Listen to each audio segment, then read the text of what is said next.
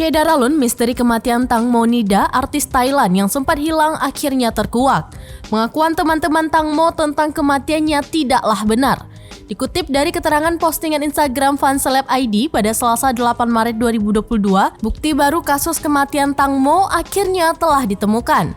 Diketahui teman-temannya diduga sengaja menukar speedboat yang digunakan. Pelakunya kini sudah diketahui, yaitu berjumlah 2 orang, yakni Tanupatpor dan Paibon Robert. Terungkap bahwa kematian Tang Mo dicekik oleh teman laki-lakinya.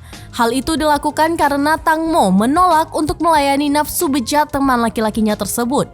Diketahui teman laki-laki Tang Mo sudah membayar sejumlah uang kepada manajer Tang Mo untuk dilayani. Saat insiden pencekikan tersebut, Tang Mo sempat melawan dan terjadi keributan sehingga ia jatuh ke dalam air. Sang ibu dikabarkan menerima uang 13 miliar rupiah oleh sang pembunuh sebagai kompensasi. Hal ini membuat netizen menyayangkan keputusan sang ibu yang dinilai menjual sang anak demi uang sebesar 13 miliar rupiah.